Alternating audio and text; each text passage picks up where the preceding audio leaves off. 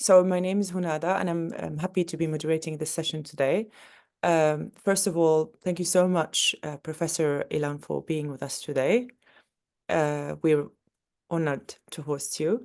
We would also like to thank all the audience for joining us online. A special thank you to Mosaic Center or Al-Quds Library in Berlin for hosting a live screening of this session. Mosaic or al-Quds Library is a Palestinian-owned and run library and community center.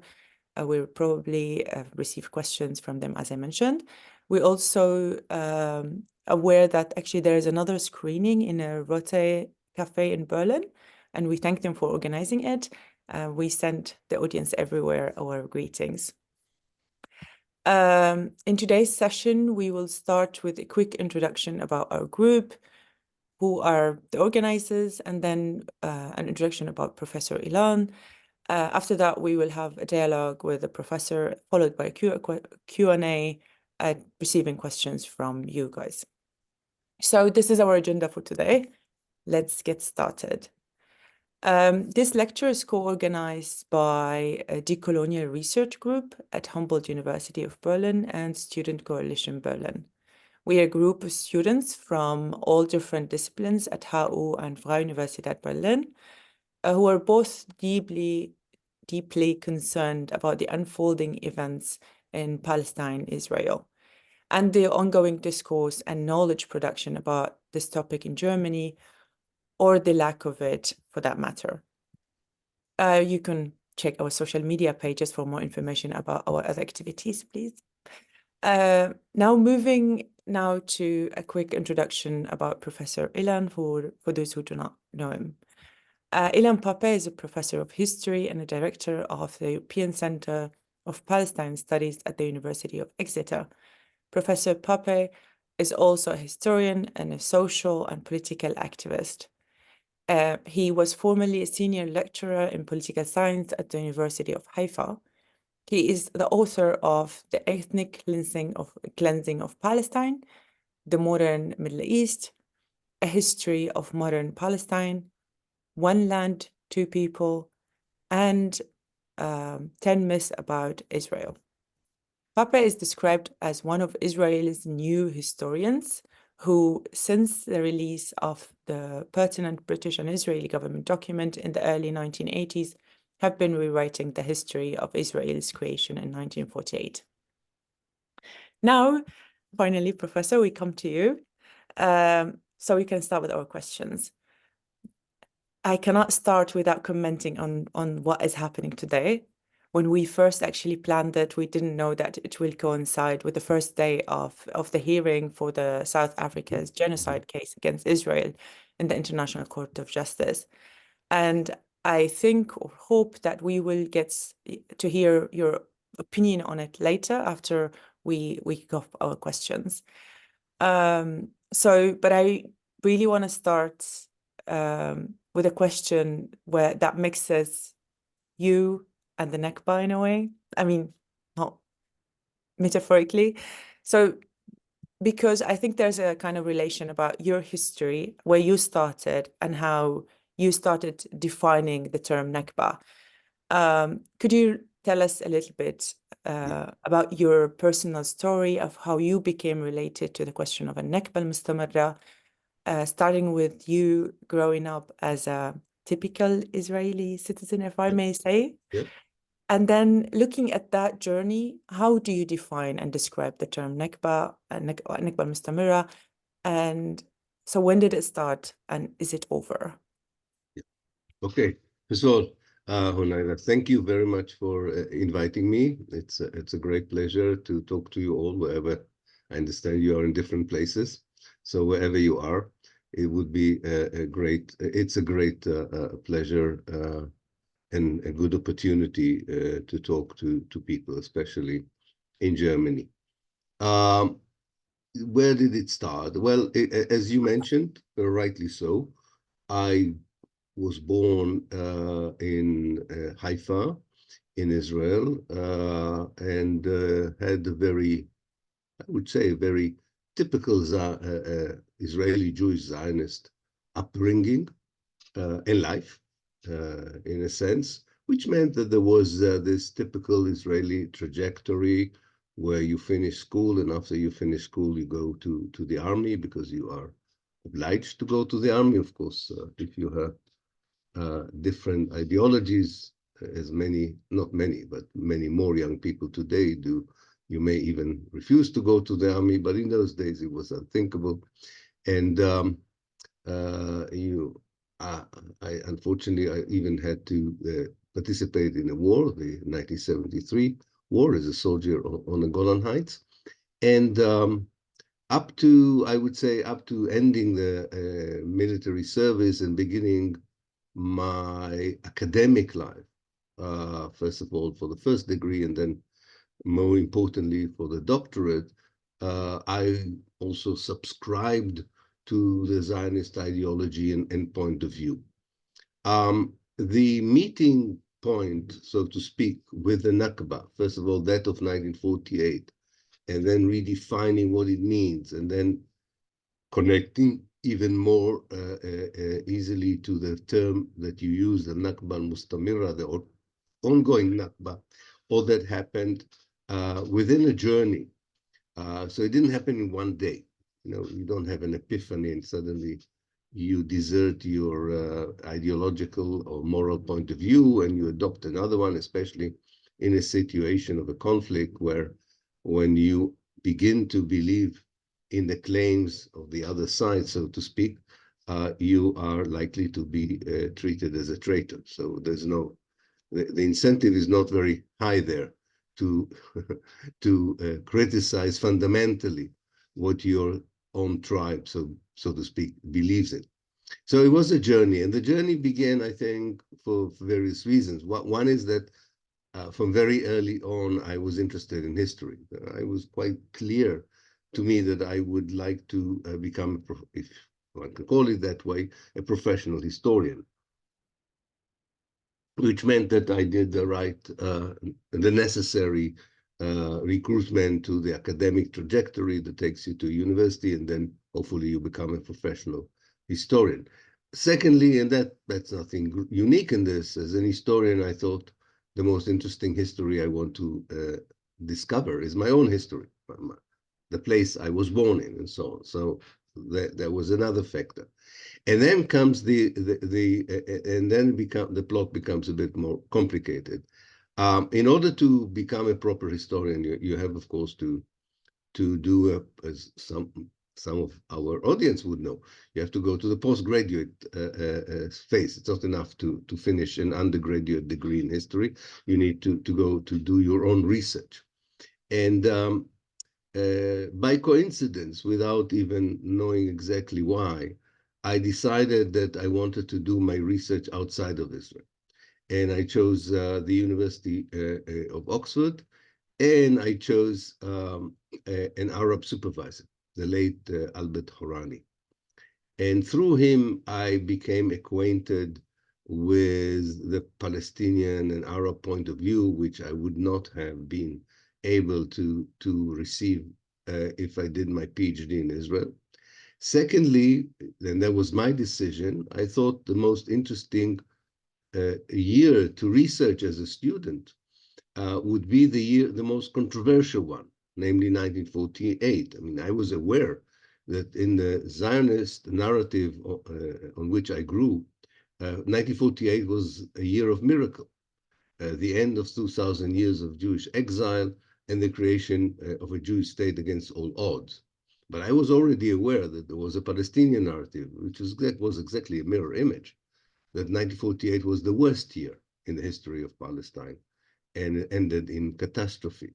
So I decided to look more specifically on 1948. I was lucky that the time that I started my PhD in Oxford was exactly the time that, according to declassification rules in different places, such as the United Nations, Britain, and Israel too, at that time, documents relating to 1948 were opened for the first time for historians, or as we call it in professional language, they were declassified.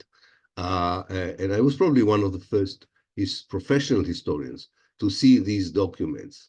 And looking at that documents from the outside in Oxford, under the supervision of an Arab professor, enabled me to understand that actually what I was looking at contradicted fundamentally everything I knew about 1948, everything I was taught about 1948.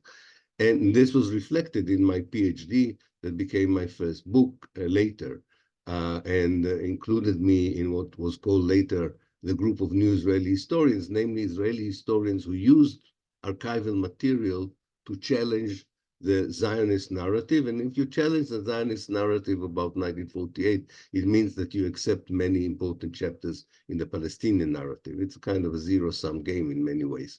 And the most important thing that you learn is that the Palestinians, contrary to what you were taught in the Zionist narrative, did not leave voluntarily Palestine, but they became refugees because they were the victims of a massive expulsion by the Israeli forces. But it takes time, as you would know. I finished my PhD in 1984. I wrote my first book in 1988, but I needed all kinds of developments on the ground, like the first Intifada, the second Intifada, and everything that went between the two Intifadas on the ground to be able to see even in a better and clearer way what happened in 1948. And that's when I decided to use a different perspective on 1948, not just to use the Israeli archives and say, okay, they were expelled because there was a war, but rather to look at through the paradigm of ethnic cleansing. But only in 2006, I was able to publish my book because quite a lot of publishers were reluctant to use the term ethnic cleansing in conjunction with Israel.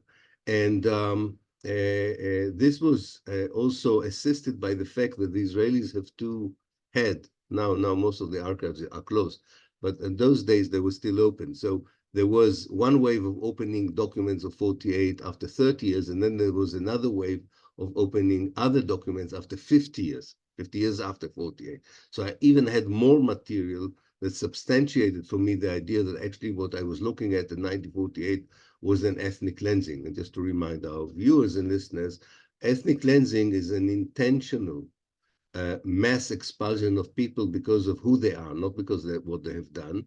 And it's motivated by an ideology of expulsion, of elimination of the other group. And that's why it was difficult to convince publishers to accept it, because it's not just an historical observation, it's an accusation of Israel of committing a crime against humanity in 1948. Now, from there on, of course, I was already looking at a wider perspective of the history of Palestine. And that's when I encountered, this was not my term, but I encountered those Palestinian historians who worked for many years before me and during the time of my work, and were looking at Zionism as a whole, not just in what happened in 48, but in Zionism as a whole as a settler colonial movement. And when you accept the paradigm of settler colonial movement, that namely the Zionists were European settlers who came to take someone else's homeland, and as like many other settlers, they were refugees, but that doesn't prevent them to make other people refugees. You understand that this is not a one-off event, that until there is a complete displacement of the indigenous people, the displacement, namely the ethnic cleansing, continues. And that's where the term, the Arabic term, al-Nakba al-Mustamirra, the ongoing Nakba, the ongoing catastrophe, and the academic paradigm of settler colonialism as being a structure in history. Namely, it's not one event, it's something that continues all the time, as long as the ideology behind it is the ideology of displacement of the native people and replacing them with settlers. That's when the two kind of narrative term, Nakba Mustamirra, and the academic paradigm, structural displacement, united. And I became a great believer that this is the best way to understand both the essence of Zionism, it's the policies of Zionism before 48, the policies of Israel after 1948. And in fact, I think this is a paradigm that explains to us very well what Israel is doing today in Gaza as well. Thank you so much. I actually, when I first heard about your journey, I was very, very curious, and especially because, as you mentioned, it was not linear, and it was not easy one. It wasn't like, as you said, you've got an idea and you're like, oh, I understand, which takes me to the next question about how history has been recorded, not only what is the historian's journey, because I think you had a unique journey, which means that does not guarantee that everybody will have it and then will have this reflection. So that means let's look at the existing history. And it seems that history has been documented in different ways when it comes to Palestine, Israel. There is the kind of Zionist perception of it, and there is the Palestinian perception. As you yourself have been a person who's stepping away from the Zionist version, as you mentioned just now, it has been so significant that you've been given a new title as the new historian. I think also somewhere else you said you're the last new historian, which I want to ask about it. But would you please elaborate on new historians? Who are they, and are you still the last one? But also, what I really want to hear from you is that a Western version of history. Our group is based in Germany, as I mentioned before, and one factor that motivated us to create this series was related to what seems to be the failure of Western academia to approach the situation in Palestine in a balanced and fair manner. How do you evaluate the Western academia's neutrality on this topic, and with the special focus in Germany, if you may? Yeah. Well, I think there's a much wider phenomenon here. And this is the phenomenon of how does the West, or one should call it actually the global North, produces knowledge about the global South, or the West about the East. And of course, we have a very good guide to begin this examination with the seminal work by Edward Said, called Orientalism. I beseech anyone who has not read Orientalism to read it. I think it's a very good introduction to the connection between power and knowledge in the production of knowledge about the Middle East in general, or even the Muslim world in general, and on Palestine in particular. And what you learn from Said, that in the global North, there were powerful, and there still are, powerful institutions. They can be economic institutions, they can be political institutions, they can be strategic institutions that are influencing those who produce the knowledge, namely the academics. But it's also true about other people who produce knowledge, such as journalists. You can also produce knowledge in a fictional way, as you know. You can be an artist, you can be a filmmaker, a playwright, and you can also convey a certain narrative. Not only academics have the power to influence people, or not only academics will determine who tells the story of Palestine and who believes to the story that is being told on Palestine. Now, if you go back to Said, you can see that these powerful institutions and powerful factors did not hesitate to claim that their version of events, their narrative, is objective and scientific because it is supported by the people who are supposed to be unbiased historians, namely those who work in the universities. But we learn through again and again that facts and documents are not the only material that influences the version of history that historians write about. not necessarily because historians want to lie or fabricate, but because this is human nature. You think about your academic career, you think about Germany today, think about the atmosphere in Germany. I just visited Germany in November, and I was told that in certain universities, you are not using the word but when you talk about the situation today in Gaza.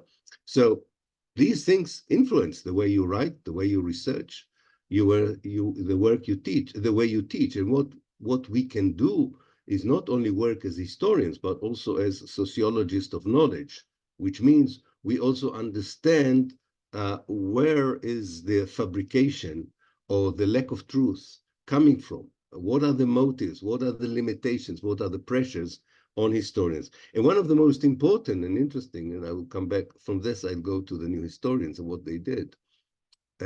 One of the most interesting one is the connection between ideology and historical narrative, in particular national ideology. And historical writing.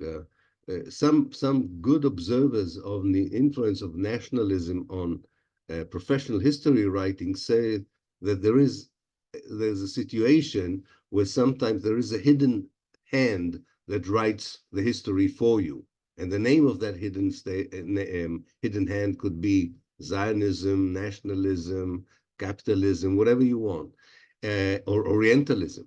Namely, that hidden hand would make you write in a very derogative way about people in Africa, maybe about women, maybe about children, maybe about workers. I mean, it depends what the material we're talking about.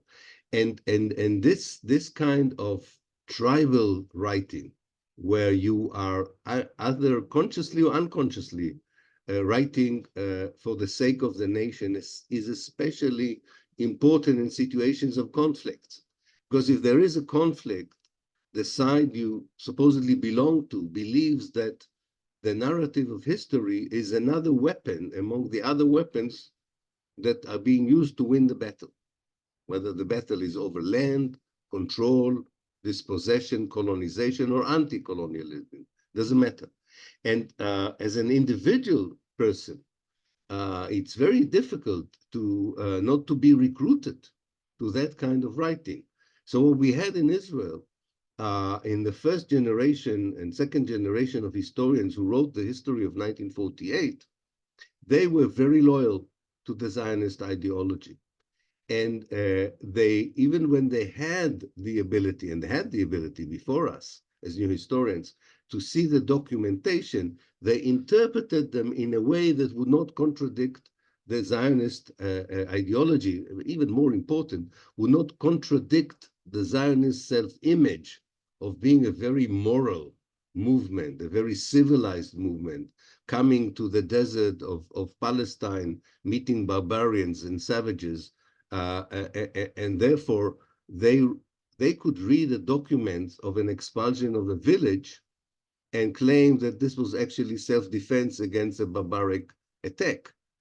You will hear exactly this tomorrow from the Israeli very esteemed judge Barak. You will hear the same way of interpreting facts according to an ideological narrative.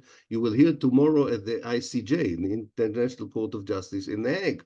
He will tell you that the killing of women and children and the lack of food and so on, he would not deny it. I can assure you, he would not deny that this is happening in Gaza, but he would say that the Palestinians are doing it to themselves and that Israel is not responsible for that. So there is here, and not you are not. We are not arguing with with Judge Barak about the facts. We all agree about the facts. I think he will even agree about the number of dead and wounded. Maybe he will change it, but I think he will agree with that. But that is not the only thing. The thing that is, which is at the heart of the court of justice, at the heart of the historical judgment, is why were people killed in such high number? Why are people dying of hunger? Or coming back to 48, why so many Palestinians were expelled? So let me now say something about the new historians. It was not, I don't like the term actually, but it was used, so I accepted it in a way. It was a very small number of Israeli historians like myself who could not really challenge the documents that they have seen in the archives, mainly in the archives, and mainly the Israeli archives.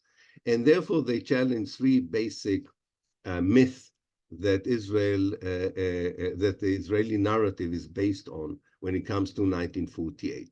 The first myth, which is much more important for Israeli domestic consumption than for anyone else, that Israel always says that it was a David that was successfully beating a huge Goliath in 48, namely that the balance of power in 48 was between a small, very small Israel and the whole Arab world. So what we did, we just examined, how many troops were involved in the war on both sides, what was the weapons, and we came to the conclusion that it was not a miracle. That was a very logical conclusion to the success of the Israeli army, because they were better equipped and they had more troops. That's quite simple in a way. The second myth is more important, and that's the myth that you can still find this myth on the Israeli foreign ministry website, that the Palestinians left their homes because their leaders and the Arab leaders in neighboring Arab states told them to leave. And we found out that this was a nonsense. This was a fabrication, and that there were clear directives and orders to the Israeli army to expel people, and that's why the Palestinians became refugees, not because they voluntarily left. And the third thing is we learned actually in this, even the Palestinians did not always like when we said it, that actually there was a willingness after the end of the fighting in 48 to, on the Palestinian side, to reach some sort of an agreement with the Israeli side to discuss the return of refugees, the internationalization of Jerusalem, and the creation and the partition of Palestine, but that the Israelis were in no mood for any kind of peace agreement. But I think the second myth is important, why have the Palestinians become refugees? Why have they lost the land and so on? Why do I say, and it's finally that I'm the last new historian? Because the most important member of that group, Benny Morris, have changed his views about it. And I don't think it was enough for two reasons. I think I provided something that the other Israeli new historians did not provide. I went on to the ethnic cleansing paradigm, as I mentioned before, which I think is far more important than just being objective about the facts. And secondly, I used very extensively Palestinian oral history testimonies in order to fill the gaps in the historical picture, which other colleagues in the New History Group do not believe. I mean, they would believe Jewish survivors of the Holocaust, but they have lack of confidence in Palestinian survivors of the Nakba. I had great belief in these testimonies, and I used them very thoroughly to revise again and again to have a better understanding of what happened in 48. Yeah, thank you so much. I wanna go now to the most I don't know if I may say most used term in Germany these days, which is anti-Semitism. So it is actually it's one of the most repeated terms in general, particularly when it comes to justifying Israeli violations of international laws. How has this definition or its usage changed historically? If possible, not only to explain it through the Israeli usage, but Western usage, particularly Germany, because we saw a quote from your lecture in Marburg last November, in which you said Germany is like a big propaganda officer for the Israeli Ministry of Foreign Affairs.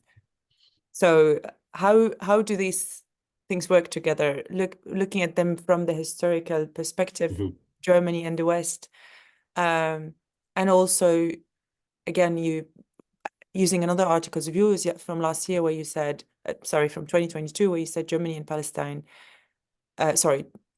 Germany is on the wrong side of history twice. Yeah. So with all that in mind, tell us a little bit more about anti-Semitism. Yeah, definitely.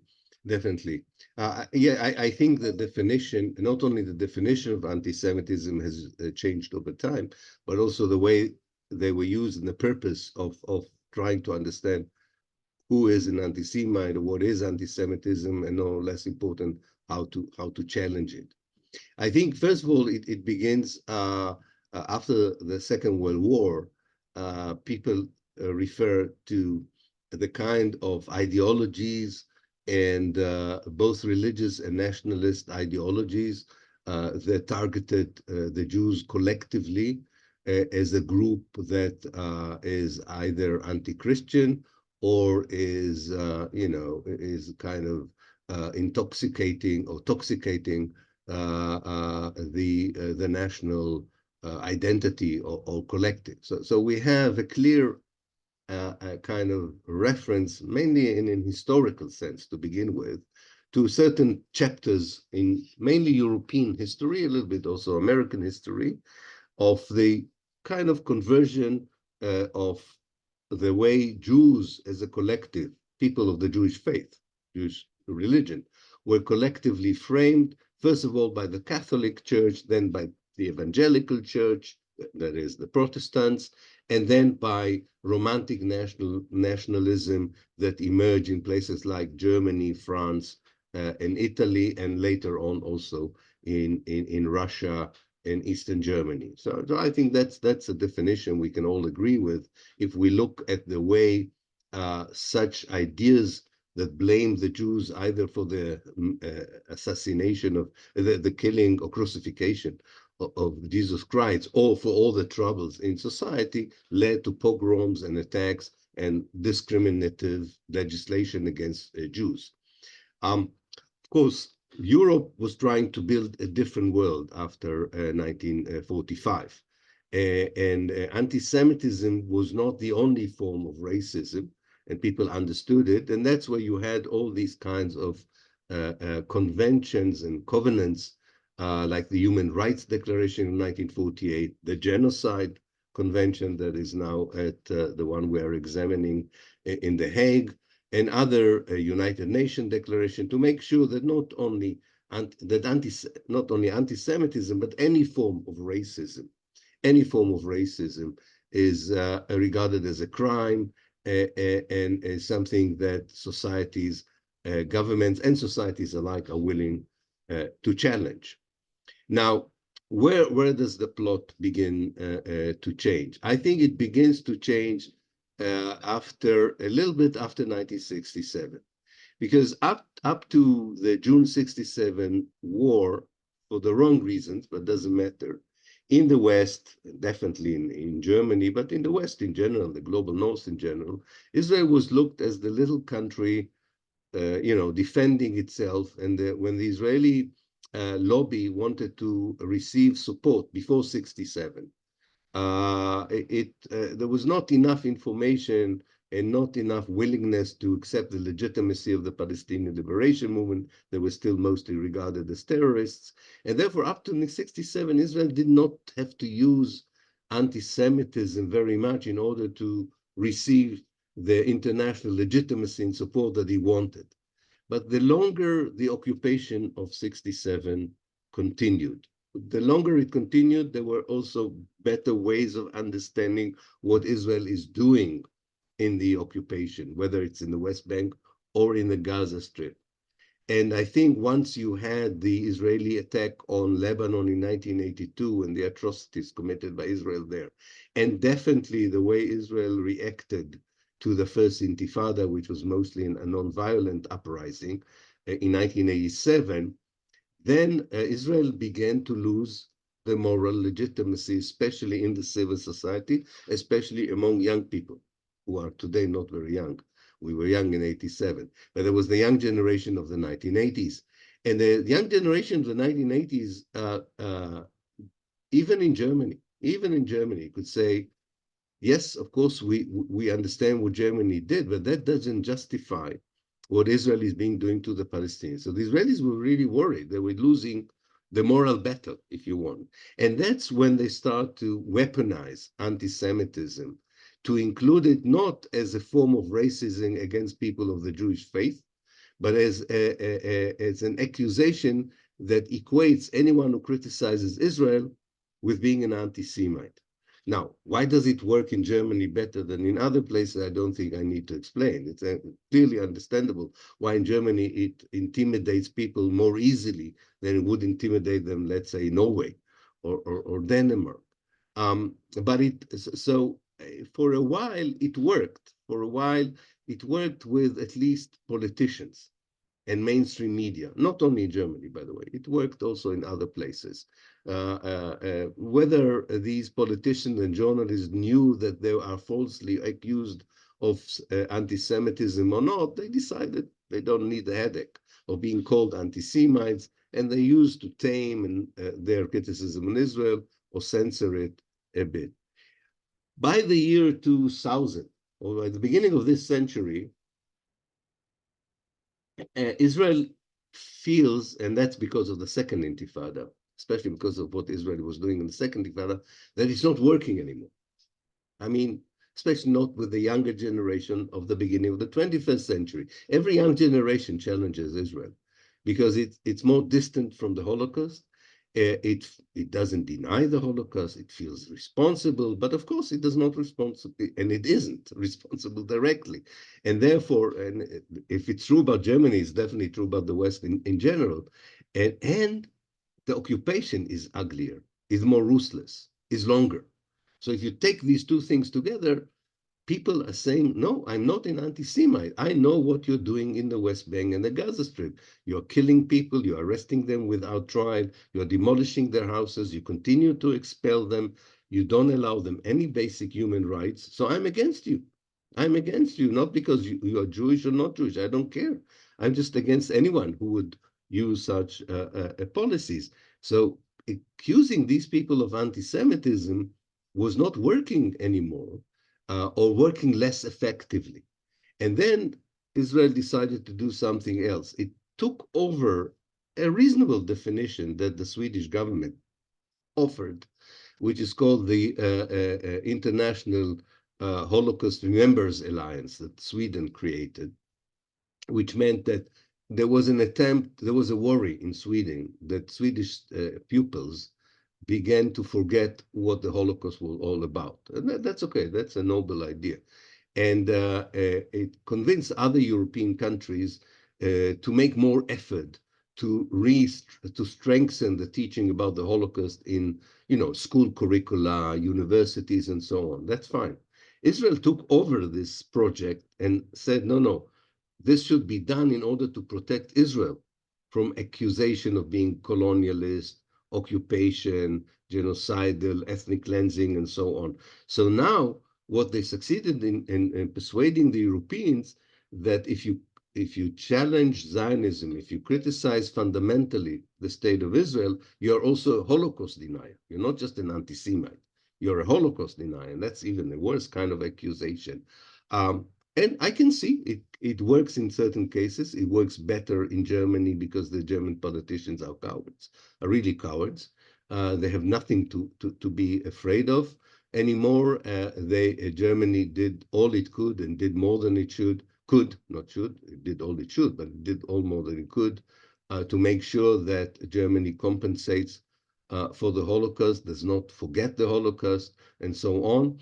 And yet they are unable individually or collectively to be loyal to the kind of moral values that the new German Republic after unification is committed to. They do not follow it when it comes to Palestine. And that's why I'm saying, Germany is responsible for what happened to Palestine no less than the Zionist movement.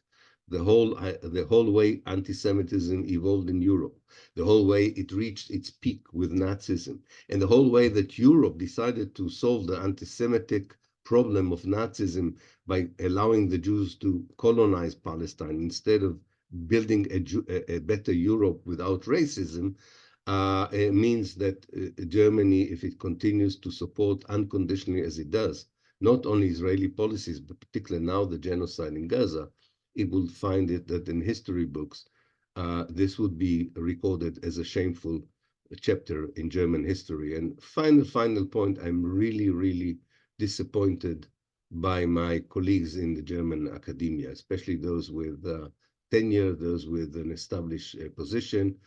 I know that they know they're intelligent, educated people. So I don't suspect here ignorance. It's cowardness. It's moral cowardness, and I feel sorry for them, and I hope that they will understand that for their own, and I say it personally, as for their own sake, to feel good with themselves, if not anything else, that they should be braver and not allow the institution to dictate them how they teach Palestine, how they analyze Palestine, and how they morally view the situation in Palestine. Again, thank you, and thank you for expressing lots of the ideas that many people are not able to say it out loud, most of them because of their positionality. I'm gonna check with the center if they have in the live screening, if they're ready to ask to give us a few questions from the audience, and I will save my last question for the wrap up. Because I really cannot believe we're almost halfway through the lecture. It's going so fast, but we really, really appreciate it. Ali?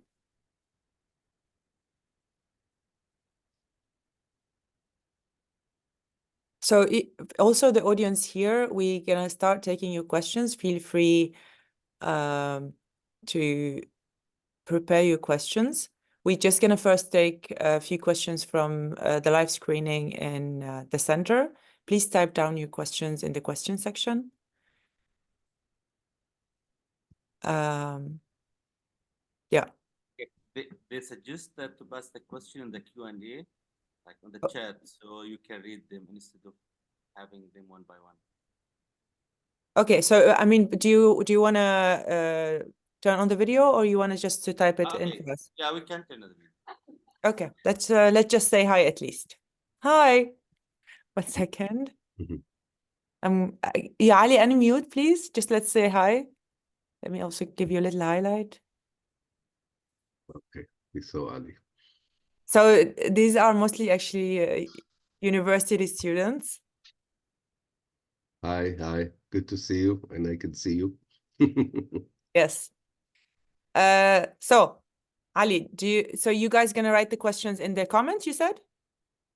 Yeah, there's You have already a oh, you have question. okay. There's already one I can see. Okay, so that's great. It's up to you if you want to stay in the camera or you want to switch it off. Are you fine with this, everyone? Okay, good. So the first question, how do you see the role of social media in the Palestinian liberation? Yes, good to see you all. I think it's a very good question because we have, among the many challenges that we have in the solidarity movement with the Palestinians, is the position of both the political elites in the global north and the mainstream media. Still very difficult to receive a fair hearing, so to speak, in the mainstream media, and therefore alternative media that lives mainly in the social platforms in the internet became a very crucial and useful tool to, first of all, inform people of what goes on, but also help shape ideas collectively and kind of create the guidebook of how to challenge some of the common myths that are being thrown into the air by mainstream media and politicians when they talk about Israel. Of course, social media, as we know, is a very fluid area, and the Israelis are also making a huge effort to be present there and disseminate their ideas. But I think all in all, if I'm thinking about the last 40 years, unlike the mainstream media, the social media succeeded in portraying a far more realistic and accurate picture of what goes on in Palestine, and also was a very important platform to galvanize people, both around solidarity with the Palestinians and, no less important, around ideas such as the boycott, divestment, and sanction movement, the BDS, and so on. I think that this is a very important one contribution. The second contribution, and I think this sometimes is overlooked, one of the greatest success of Israel and Zionism was to fragment the Palestinians into different geographical or even geopolitical groups. And it's one of the reasons, it's not the only reason, but it's one of the reasons the Palestinians always found it difficult to present a united position, vision, platform, organization even, because of that physical separation imposed on them by the Israeli occupation. What the social media did for the younger generation of Palestinians was to be able to communicate with each other, despite the fragmentation, despite the geographical boundaries, and create a far more consensus, discussion, and discourse among Palestinians, wherever they are, whether they're in Chile, Detroit, Berlin, in Hilwe or Gaza, to understand how common their fate is and what would they like to do together for the liberation of Palestine. And I think it saved in many ways the PLO, because after 1982, after the PLO leadership was expelled to Tunis, it lost touch with some of the Palestinian communities, especially in historical Palestine itself. And even when it returned as a Palestinian Authority in 1994, the cohesion of Palestinian forces on the ground, as we know, is not very strong. And I think that social media played a very important role in filling the gap and making sure that we, as a friend of mine said, when people say, oh, Palestinians are disunited, he says, I think most Palestinians are united in knowing what happened to them, what is happening to them, and what they want to happen in the future. And we saw it in the huge demonstrations after the 7th of October in different places in the world. Thank you so much. So we're expecting lots of questions. We try to take as many as possible of them, and hopefully we could get them all answered. But if not, please bear with us. Taking next question. How far do you think we are from the tipping point for Western governments to change their position in order to support a more just life for Palestinians and to recognize the racism in their policies? Is there even a tipping point? Yes, well, there is a tipping point, but I don't know how far we are from it. I think actually as an activist, I don't really ask these questions. I don't ask how far I am from the tipping point. I ask, did I do enough to bring us to the tipping points? And I think we are doing a lot, all of us, but of course, we are not in the tipping point, which means we have to double our efforts. But I do think we are closer than ever before. Namely, what we are talking here is about the gap between a clear shift in the public opinion or in the position of civil society, both in the global and the northern, in the northern and the southern, in the global north and the global south. A very significant shift in the position on Palestine, but we have not seen this shift influencing the policies of governments as yet, so that it will become an effective transformative factor on the ground. But I hope that we are getting there. There's a nice kind of way of describing what we are looking for, and then we can examine, I think, more accurately if we're getting to that tipping point. If I take the BDS movement, the boycott, divestment, and sanction, I would say that boycott and divestment, the B and D, are the actions of civil societies. And so far, these actions, although they are very important, have not changed the reality on the ground, as we know. The S, the sanctions, is something that I believe would have an effective influence in changing things on the ground. Every now and then, we are beginning to see the beginning of the S, of the sanctions. For instance, if the ICJ process that we are witnessing today would eventually mature in a decision. And who knows, that could be the beginning of imposing sanctions, because if you are violating the genocide convention, then you will be punished with sanctions. So this is the things to look for, and I do think they are waiting for us in the horizon. I fully am aware that there are two paces here. One is the pace of destruction with a very quick, and a pace of the tipping point, if you want to call it, which is a bit slower. We need to do all we can to narrow this gap. And I think many of us are doing all they can to do it. And I think it will happen. I just hope it will happen sooner than later. Yeah. Yeah. So that was from Wael, now from Yamur. How can coexistence be reached when there is so much trauma, anger, propaganda, and also maybe coming generations that will be formed by the events nowadays, like the surviving children and orphans in Gaza, and maybe the guilt that the future generations, not only in Israel, but also in the world, will feel, since the genocide is the most documented and goes on live on social media, unfolding in front of everyone. What are your thoughts on the polarization that we can already see in society? Well, we have other historical examples of people doing terrible things to other people and are able to build a different life. Germany and Europe is one example. The United States after the Civil War is another. History teaches us that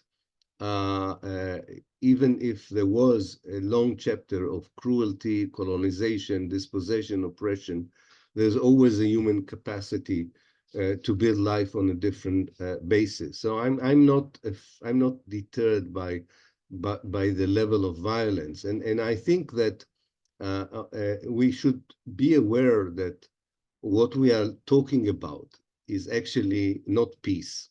We're talking about decolonization, which is difficult for people to accept, because you say, well, we are in the 21st century, colonialism is from the 19th century, what are you talking about? No, decolonization has not yet happened in historical Palestine. And decolonization is not an easy process. I always tell my Israeli friends, this is not going to be a nice process of changing, transition from one regime to the other. It's a messy issue.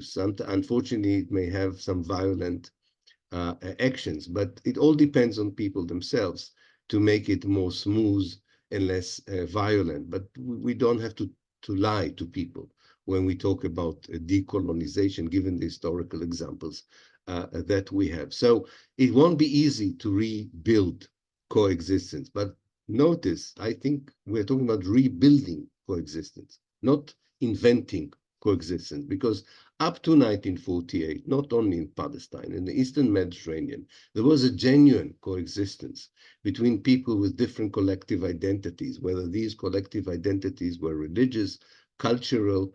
People knew how to respect each other, how to live and let live, how to participate in the celebrations of another group, and take condolences when they were facing moments of catastrophe or disaster. There, in Palestine itself, you have a very good example. Until 1948, Muslim, Christians, and Jews lived in the same towns and villages. It's only after Israel was created that different religion groups had different habitations. So I think that there is a legacy in the Palestine and in the Eastern Mediterranean as a whole that would help to build something new. And this would be the basis. Not all the wisdom and good ideas are in European history.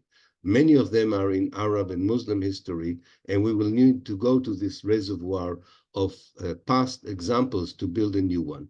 But yeah, it's not going to be easy. It's not pharmaceutical. It can have some ugly parts of it, but I would never say it's impossible. It's possible. And many Jews probably in Israel would not be totally happy with that and may not stay. But altogether, this is the only way. Either it's a mutually assured destruction of two sides, or the two sides learn how to live but on the basis of equality, decolonization, and the end of oppression. Thank you so much.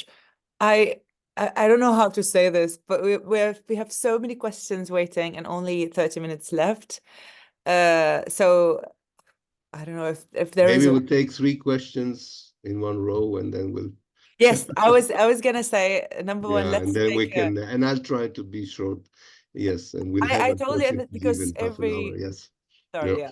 Okay. Yeah, no, but every word you're saying, it makes perfect sense, and like we're getting so educated about it. But I feel that the audience is already telling us that we're skipping some questions. So I'm gonna take 3 questions at the same time. The first one is from Anonymous. The Palestinian destruction is said due to an articulated state policy. How such policy is made to be globally acceptable? Second question from Jude. My question is, how do we move forward, especially fascism on the rise in Europe and specifically Germany? How can we overcome the previous shortcomings of the left and organizing toward decolonization? Okay, had someone unmuted. Yeah, so how can we overcome the previous shortcomings of the left in organizing towards decolonization and the one-state solution?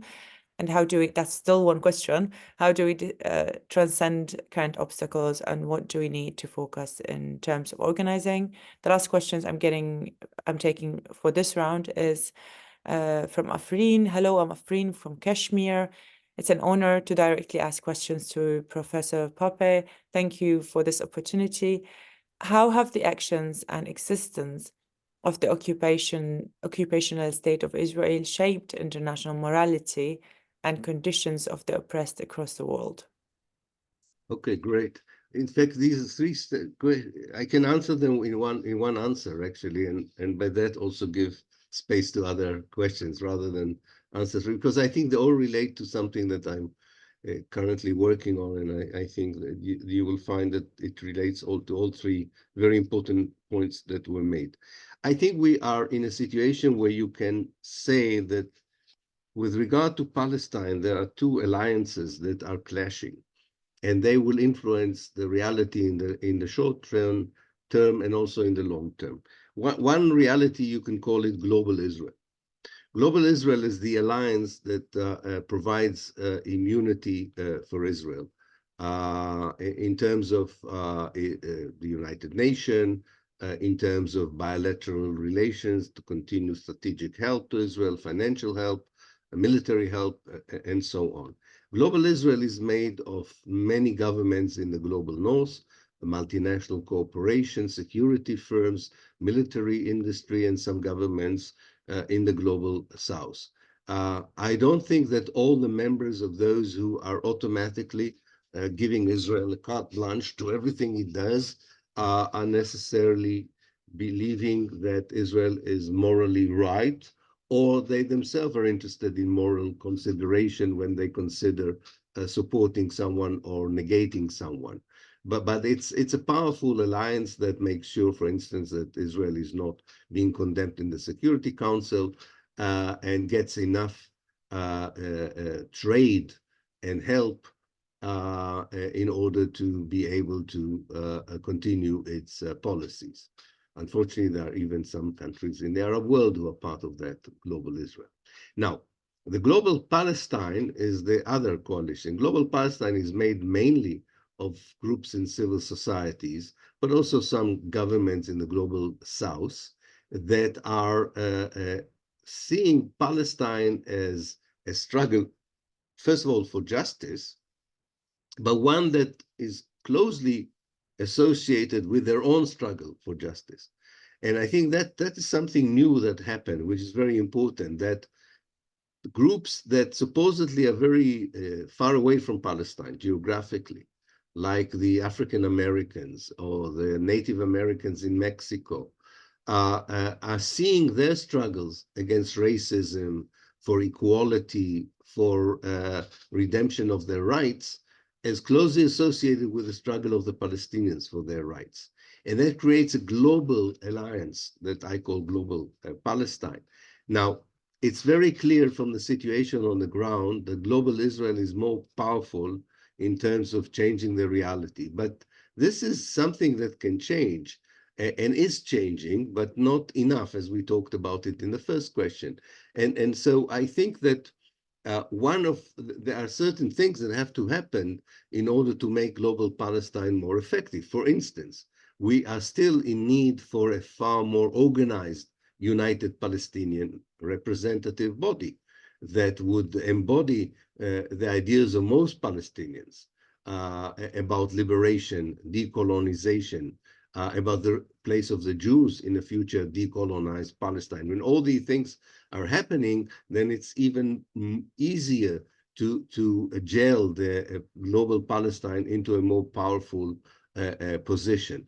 And we all have to probably do what we're already doing, but just double our efforts legally, politically, morally, vis-a-vis our governments, our parliaments, our mainstream media, and just believe that the fact that we don't see the dividends immediately doesn't mean that it's not going to have an impact. It's going to have an impact, I'm sure about it. So I think this is where we are in all these issues. So the Palestinians have an agency there. We in the Solidarity Movement have an agency to do more.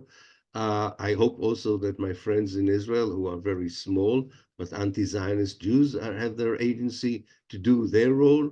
And I think when these forces will work together from in the inside, from the global solidarity movement and from the Palestinian liberation movement, like in the case of South Africa, we will see eventually positive results also on the ground.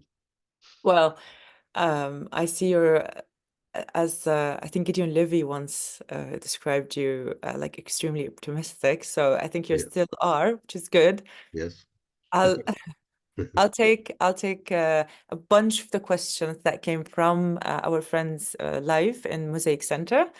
So I'm sorry for now the big amount.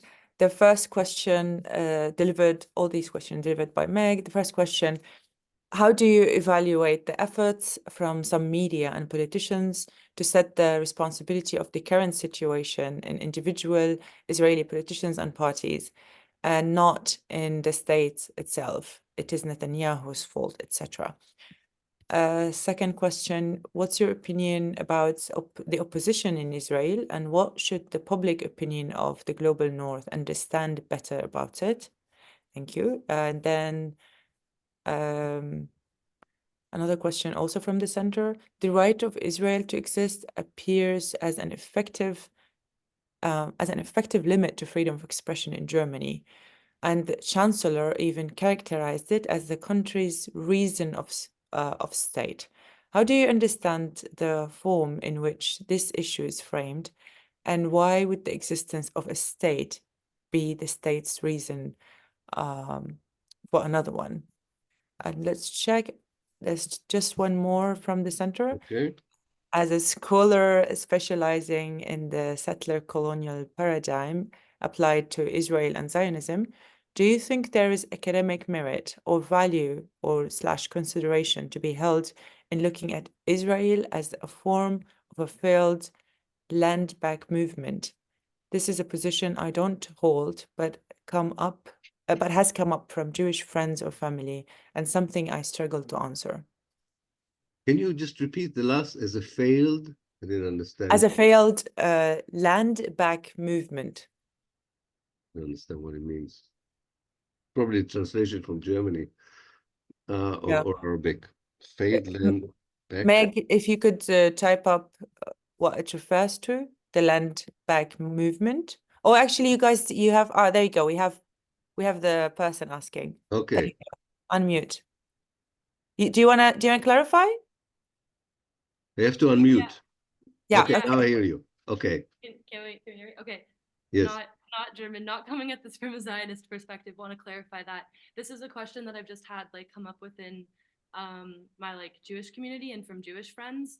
And the land back movement, they're taking that sort of from the land back movements in Canada as like, yeah, indigenous movements for land back rights in Canada. And there's just, yeah, I guess. So that they see themselves as the indigenous people of Palestine coming back. Yeah. That's what you mean. Yeah, that's what Okay, they okay, Yep. now I understand you. Yeah, Okay. yeah, yeah. Yeah. I understand you now. Okay. Okay, Good. thanks. Okay. Very good. Okay. Excellent. Yeah. Okay. Let's see. I think also these questions are really connected, and it really begins with Israel still being a settler colonial state, which means that Zionism is still a settler colonial ideology now institutionalized through a state, and because of that, you cannot avoid accusations of acting as a settler colonial state through the most important logic of settler colonialism, which is the elimination of the native. You cannot avoid these accusations by saying, oh, there's only few politicians who believes in it, or there are only few Israeli politicians who say it. You can see the whole history of the settler colonial project of displacement and replacement. And you understand that as since most of the Israeli Jews subscribe to Zionism, they subscribe to the moral validity of this project of displacement and replacement. So I think it's not a way of this is not a good way of avoiding the problem in historical Palestine. And the problem in historical Palestine is the Zionist ideology, not one individual or another. In a similar way, the question of the opposition is important here, because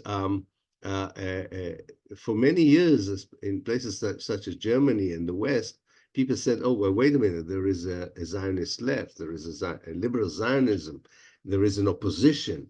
But there isn't an opposition to the ethnic cleansing of Palestine. The left, the Zionist left, is the one who perpetrated the ethnic cleansing in 1948. The Zionist left is the one who began the colonization of the West Bank until it fell from power in 1977. It is the Zionist left that ethnically cleansed hundreds of thousands of Palestinians during 1967. So there is no hope, and that's I'm saying it very unfortunate, but there's no hope for change within Israel. If someone says the ways the situation will change in historical Palestine is when there will be a change within Israel and a more reasonable, more pragmatic, more peaceful, more moral people would lead the country. This will not happen. This will not going to happen. The Jewish society is not going to change by itself. It might change if pressure from the outside would be more effective, if the Palestinian movement would be more united, and other kind of conditions would mature, but it would be the last thing that would happen. But I'm optimistic, as you said. I think it will happen because I know that, and in a minute I will relate to the right of exist and the other question of back to the land. I remember going to South Africa in 2014 and meeting a lot of white people, and every white person I met said to me, you know, I was against apartheid. And I said, well, if you were all against apartheid, why did it take so long to bring it down? But what I did realize that once there is a decolonization, when there is a fall of apartheid, people are very quick to identify with the new reality rather than stick to the old one. So there is, it's important to understand what is the mentality, the ideological mentality of the Israeli Jews, and act accordingly, and not wishing for something that will not happen. Now, as for the right of, I don't think states have or do not have the right of existence. I don't think it's a fascist idea to say that the state is the objective.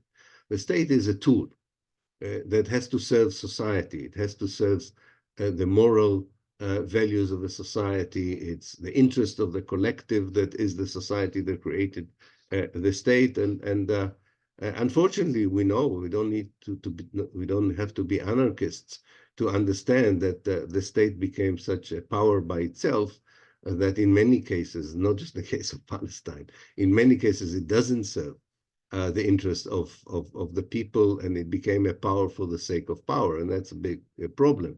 But basically, these are the discussion that we should have of how states become more reflective of the needs of the people it's supposed to serve. And in the particular case of Palestine, the Jewish state that obviously does not serve any of the existential interests. It doesn't even serve the survival, as we have learned recently, of the Palestinians. And that's why it has to change. It's not a matter of saying that the state doesn't have the right to exist. It matters of the regime. The nature of the state has to change in order to stop more than a century of oppression and colonialism. Now, as for the failed, the indigenization, that's another thing that settler colonial movements do. Zionism is not the only one.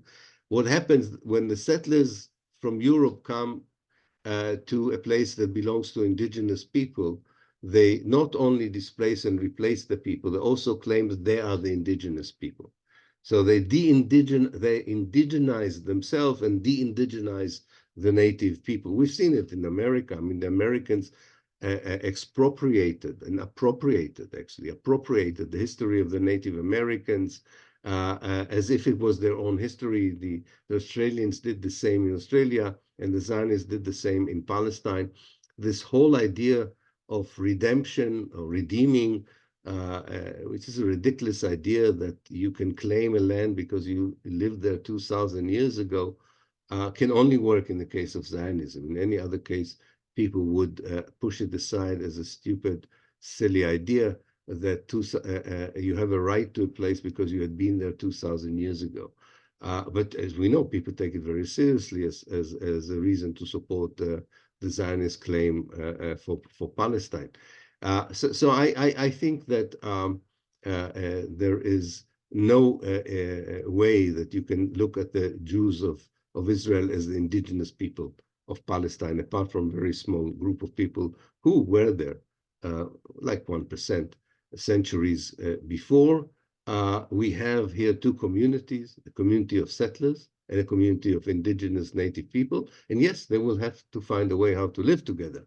But that won't change the fact that one community is a community of settlers that took over by force the indigenous land, and one is an indigenous community that was forced out of its homeland and is still under the danger of being forced out of its homeland. And this is the situation.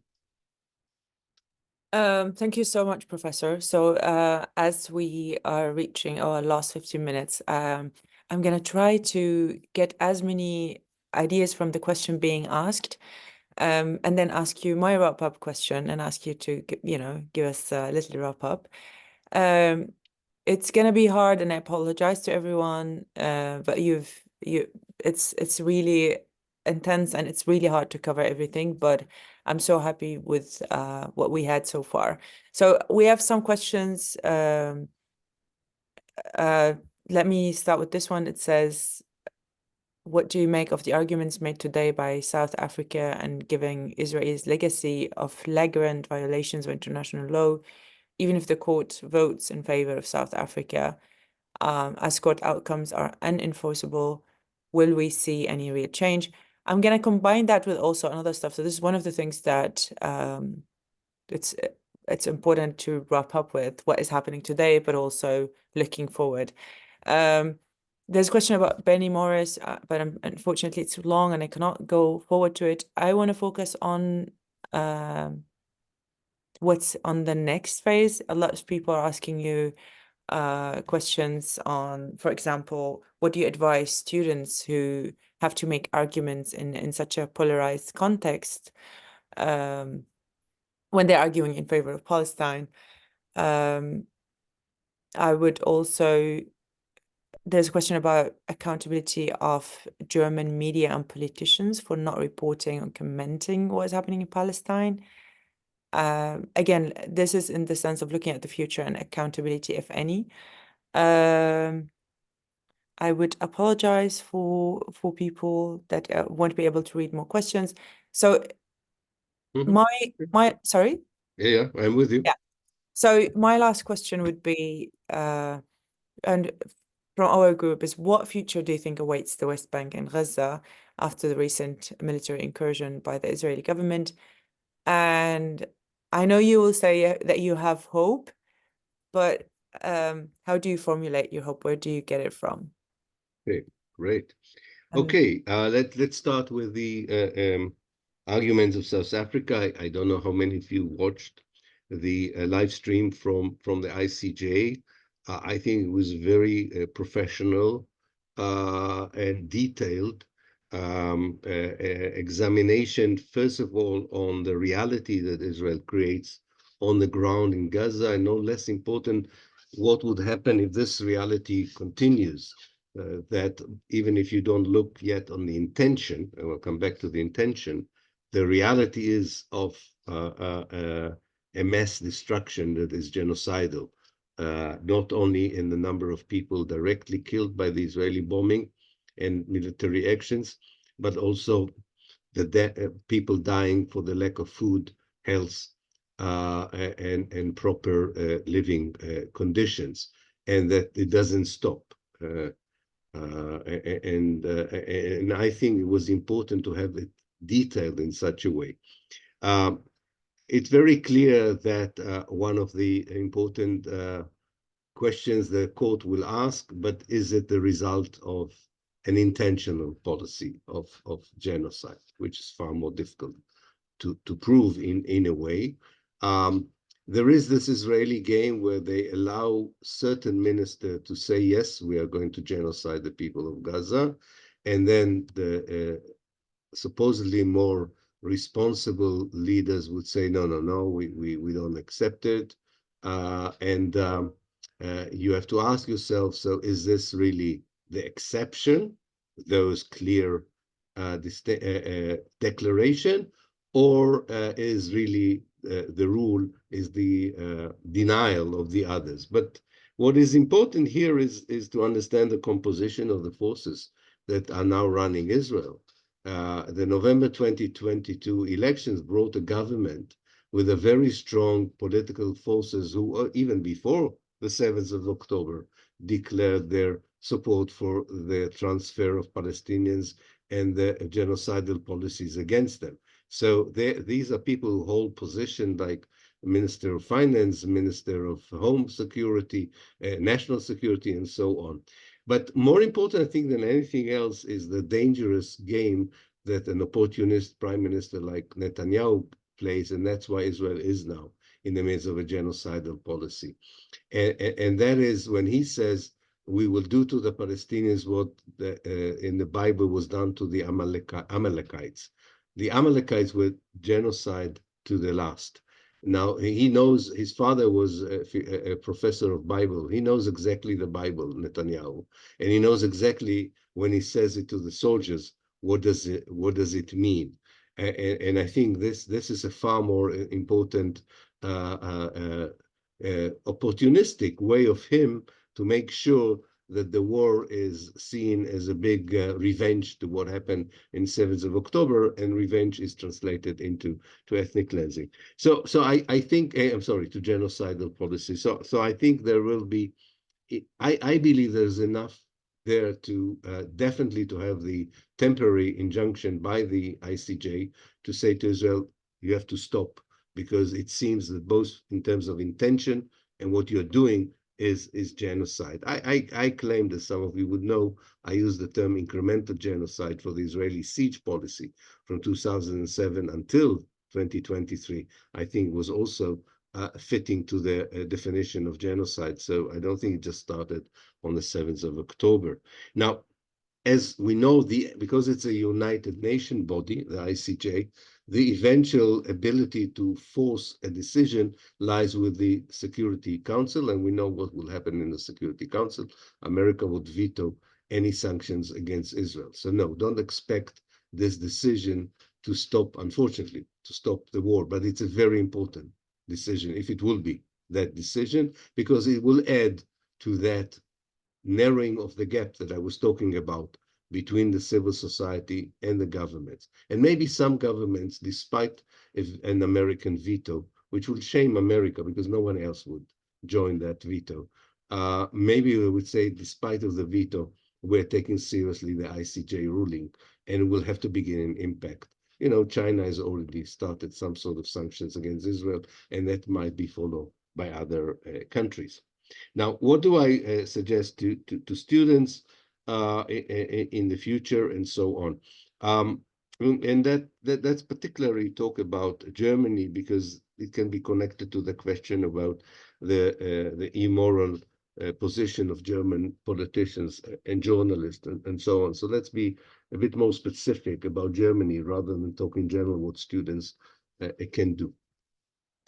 It is very important to understand fully the environment you're working with, namely, what is the price you will pay as an individual if you're going to challenge the way the government and the mainstream media wants you to talk about, not think about, they don't want to involve your thinking, but the way you talk about Palestine and Israel. And it's very clear that anyone who's listening to us today, anyone who's watching us today, the way the German government and mainstream media wants us to talk about Palestine is something that would be a terrible fabrication of what we feel, of what we want to say.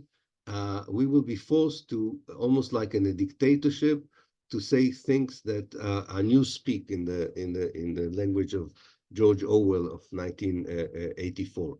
That is, we have to be aware that what we are being asked to do is really to say things that are contrary to our moral ideas, our moral convictions, and that is something that should be mentioned. Even if you are talking like this, do remind those who force you to do it, because otherwise you might lose your job, you might not might be thrown out of the university, might even be called for the police for investigation.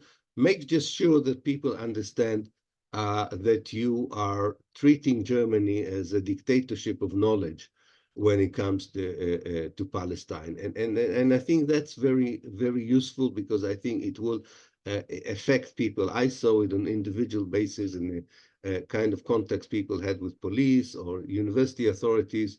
When they use this strategy, I think it worked much better than saying, okay, I will say what I believe in, even if I lose my job.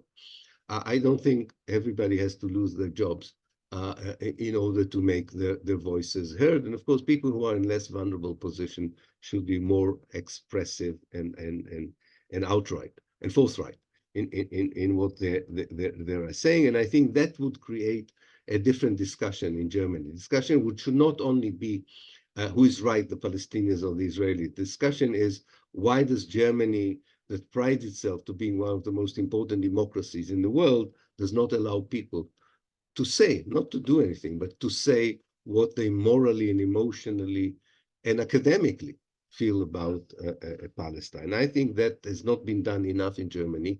I think we're still engaged in answering accusations, saying, I'm not anti-Semite, I'm anti-Semite, so on. I think the focus should be on the freedom of speech in Germany in general, that is in a big crisis when it's seen through the perspective of Palestine. Now, about the future, your last question, wrapping it up. I really believe that in the longer term, we see the beginning of the end of the Zionist project. I think there are many indicators that show that this is not working. Not all of them are connected to the Palestinian struggle. I think the internal struggle in the Jewish society proved that there is nothing common between the secular and religious Jews apart from war.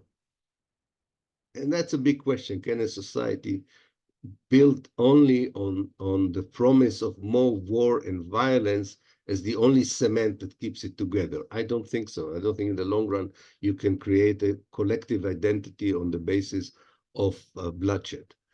You can for a while, but not for a long while. This is not something you wish for your grandchildren.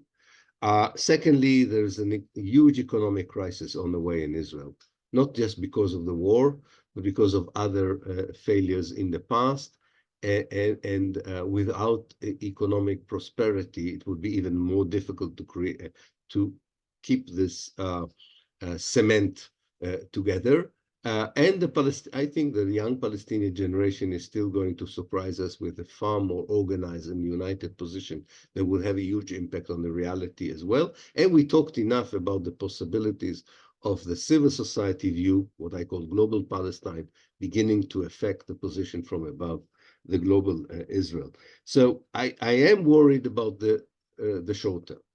Definitely. I don't think that all these processes that I'm talking about are going to mature very quickly. I don't know if it's 10, 20, 30 years, I have no idea, but I'm sure they're going to happen, but they're not going to happen very quickly. And this is why, of course, demonstrating, pressuring, and first of all, getting an end for the fighting, namely a ceasefire immediately, is a very important goal. Also, not allowing people to forget what goes on in the West Bank. More than 200 Palestinians were killed by the Israelis. Thousands of Palestinians were evicted from their homes under the shadow of the war in Gaza, because the idea was that the world doesn't pay attention what goes on there. So I think it's also important to mention that. And I think all in all, this whole idea of Israel, that it could use what the Hamas did on the 7th of October, and some of what the Hamas did, at least I personally think, was morally wrong.